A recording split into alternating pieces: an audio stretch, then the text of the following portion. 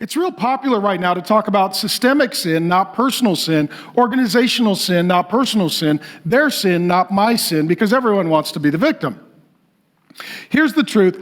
All systems are built by people. All people are sinners. Therefore, all systems are flawed. And there's something called critical theory where they'll just criticize. And the point is, that's the spirit of the enemy. The Greek word for accuser of Satan is critic. It's a demonic spirit that just says, well, that's a problem, that's a problem, that's a problem. Okay, what's the solution?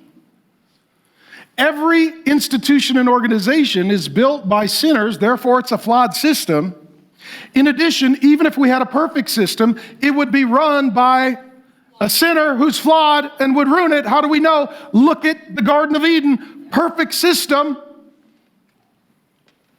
and we ruined it. So the myth is if we just had the perfect system, then we'd all be living in heaven. We had the perfect system, and we turned it into hell. And what happens then is we tend to think, okay, there's good people and bad people. There's not bad people in Jesus. And so what happens then is this narrative gets built that the bad people built the systems and they take advantage of the good people. Therefore, we need to rearrange the power and authority and dismantle. And the result is transfer everything to the good people and they'll build good systems and then everything will be good. So you know what? Okay, well, the rich are the bad people and the poor people are the good people. Therefore, we need to take all of the wealth and redistribute it, which is called stealing.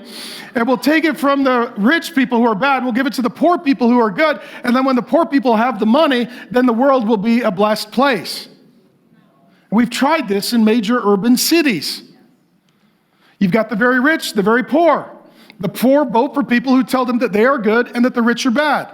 So then their job as elected politicians is to go steal from the rich and to give to the poor. That leaves no room for the middle class and families because they can't afford to live there and they don't qualify for the free stuff. And as a result, they flee. Welcome to Arizona, fastest growing city and county in America. Welcome from Chicago. Welcome from the People's Republic of Seattle. Welcome. And then eventually what happens is the people who are rich run out of money or flee. There's nothing left, and all there is blaming and excuse making, and there's not human life and flourishing.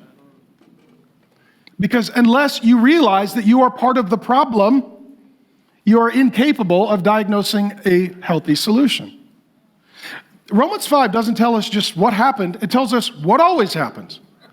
If you don't know who God is and you don't know who you are, then you don't know what you're doing. And you end up thinking, well, I'm one of the good people, and if we could just take down the bad people, then everything would be good.